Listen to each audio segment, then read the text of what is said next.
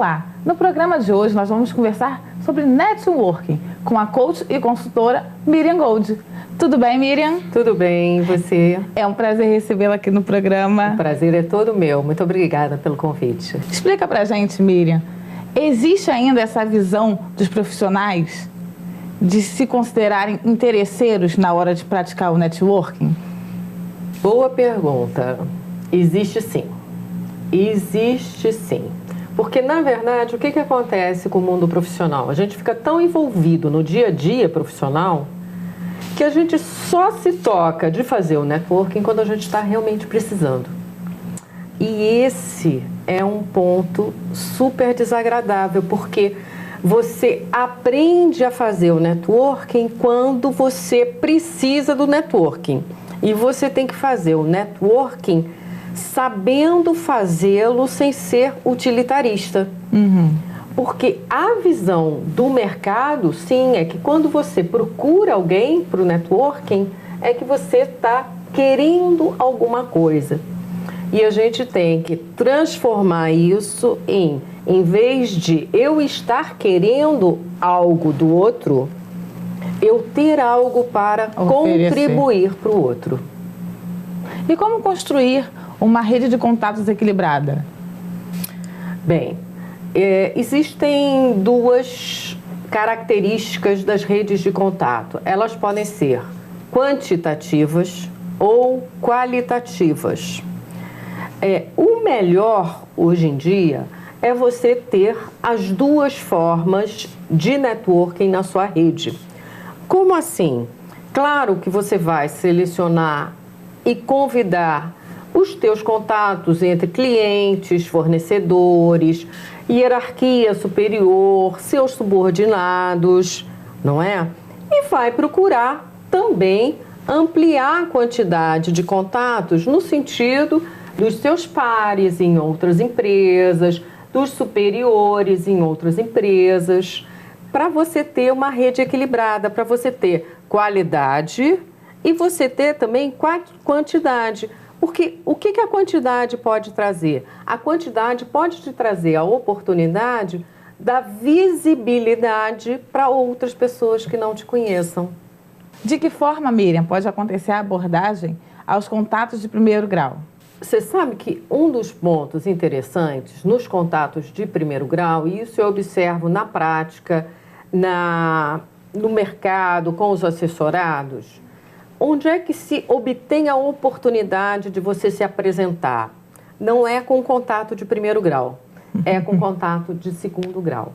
Por quê? Porque nós geralmente desconsideramos o contato de primeiro grau falando de uma maneira mais informal, não tendo clareza na abordagem, construindo uma linguagem e uma comunicação mais displicente até, eu diria. Então, o cuidado é separar. Você está no shopping com um amigo, você está batendo papo, mas na hora de você falar sobre a tua situação profissional, você centraliza. Tem que ter uma outra postura. E tem uma outra postura. E existe alguma diferença entre o contato de primeiro grau e segundo contato e o contato de segundo grau nessa questão da abordagem que você citou? Mas conta pra gente que contatos seriam esses. Então, os contatos de primeiro grau, quais são? Aí tem uma história engraçada, que é uma história verdadeira de um diretor de uma empresa que se recolocou por conta da manicure da esposa. Verdade. Caramba, hein? Exatamente. A esposa ia toda semana fazer unha e aquele papo de salão, conversa vai, conversa vem. Ela comentou que o marido estava em casa, que não estava mais trabalhando na empresa para a qual ele prestava serviço. E a manicure, curiosamente, tinha uma cliente que havia comentado com ela que o marido era presidente de uma empresa e que eles estavam assoberbados. Procurando uma outra pessoa. Exatamente. Então, contato de primeiro grau é esse. É o irmão, é o primo, é o cabeleireiro. Ups, cabeleireiro, então conhece um monte de gente. Cabeleireiro, manicure, dentista. São esses mais próximos. É isso que a gente chama de contato de primeiro grau. São os amigos mais próximos. Agora, qual é o perigo? É aquele amigo que quer tanto te ajudar, ou aquele primo quer tanto te ajudar, que ele chega para você e diz assim: me manda seu currículo. Só que se você não souber o que você... Porque, na verdade, a pessoa que vai ensinar o contato de primeiro grau a fazer o networking, não é? Porque ela tem que dizer o que essa pessoa do contato do primeiro grau tem para dizer de segundo grau. Então, essa é a sabedoria. Você falar para esse primo o que você está buscando. Suas experiências. Suas experiências. Qual é seu mercado-alvo. Por que você gostaria de ir para essa empresa e não para outra? Porque você pode ter características que gosta de empresas pequenas. Porque o teu perfil combina mais, você vai se sentir mais confortável em empresa pequena. E você pode ter características também de multinacional, né? Onde os processos estão muito mais estruturados. Então, a gente trabalha o networking muito como resultado de um processo de autoconhecimento. Primeiro você tem que se conhecer, saber um pouco quem é você dentro do mundo profissional, para saber o que você quer. E aí você ensina esse contato de primeiro grau. Você diz: Tânia, olha só, eu percebo que como eu tenho muita expertise em análise de mercado, inteligência de mercado, seria interessante, as empresas grandes já têm essa área estruturada, mas eu percebo que as pequenas empresas que estão em crescimento não conhecem nada disso. Seria ótimo e eu teria muito a contribuir se eu fosse para uma empresa dessas. Entende? Então, a gente ensina o contato de primeiro grau a ele transmitir. Fazer essa ponte. Porque não adianta, você entrega currículo e você sabe o que acontece? As pessoas não sabem o que fazer com aquele. Não sabem o que fazer com o currículo. Elas estão bem intencionadas, elas querem te ajudar, mas não sabem. E existe, Miriam, alguma diferença no networking do profissional que está buscando uma recolocação para aquele que está fazendo uma transição de carreira? Olha, existe uma diferença significativa entre aquele profissional que está empregado, né, e está buscando novas oportunidades, e para aquele que não está empregado e está buscando as oportunidades. Nós temos a tendência a achar que aquele que está empregado está mais valorizado no mercado. Isso, hoje em dia, já não é verdade. Por quê? Porque as pessoas ficam 3, 4 anos numa empresa e buscam novos desafios, buscam melhores salários, buscam melhor clima interno para trabalhar. Então, as empresas hoje, tanto elas quanto as pessoas, estão num dinamismo muito grande. Então, essa ideia de que o profissional já colocado tem mais facilidade de recolocação não é verdadeira. Até porque ele vai estar tão ocupado no seu dia a dia que ele não vai ter tempo de fazer networking. É verdade. Não é? Agora, o networking é um exercício de humildade. É um exercício de humildade porque você vem com a sua trajetória nas costas, você vem com a tua bagagem de carreira e você vai ter que fazer um exercício de marketing, de visibilidade do que você tem para oferecer.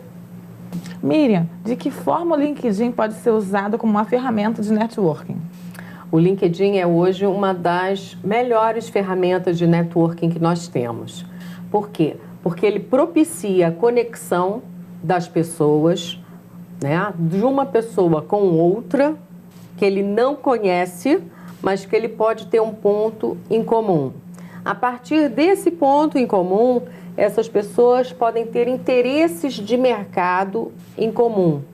Então, por exemplo, eu posso enviar uma carta de apresentação, né, minha, estruturada, falando do meu histórico de carreira e dizendo que eu estou buscando um novo desafio na área de operações. E aí, se essa pessoa, né, que trabalha na área de operações, poderia se encontrar comigo e me receber para um café, ou eu convido para um almoço e vou conversar sobre mercado. Eu não vou conversar sobre vaga e oportunidade de trabalhar na empresa dessa pessoa. Eu vou conversar sobre mercado, eu vou conversar sobre como andam as coisas, o que eu fiz de interessante na minha carreira, o que essa pessoa fez de interessante, como é que ela entende. Eu posso até levar o meu currículo para essa pessoa olhar. Então você veja, era alguém distante, eles não se conheciam, o LinkedIn propiciou essa oportunidade das pessoas se conhecerem. É claro que as pessoas têm que estar abertas a essa oportunidade. Agora, cada vez mais as pessoas percebem que o networking é uma via de mão dupla. Como é que é uma via de mão dupla? Porque se hoje um está precisando dessa visibilidade, desse contato, com o mercado dinâmico que a gente tem, nada impede que amanhã esse outro colega não esteja precisando. Você falou sobre conversar sobre mercado. Você acha que falta sensibilidade na hora de fazer o networking? Que as pessoas chegam de forma muito abrupta? Olha, eu estou precisando de uma recolocação, de uma vaga, de uma oportunidade? Pois é. As pessoas confundem networking com pedir emprego. O networking não é pedir emprego. O networking é você se apresentar e expandir a sua visibilidade. É dizer o que você já fez, dizer que desafios você enfrentou, ou seja, é você se dar a conhecer. Você de maneira nenhuma vai fazer networking chegando e dizendo: você conhece alguma empresa que esteja com uma oportunidade aberta para gerente de operações? Negativo. Não acontece dessa forma. Não é para acontecer dessa forma. Miriam, que dica que você daria aos profissionais, aos recém-formados e aos graduandos que estão assistindo a gente em relação à prática do networking? Primeiro, faça o seu currículo de forma consequente. Ou seja, currículo não é só onde eu trabalhei, mas é o que eu fiz. Por que essa é a primeira dica? Porque você sabendo o que você fez, você pode saber como você pode contribuir para o mercado. E aí o papo do networking acontece. Flui, não é?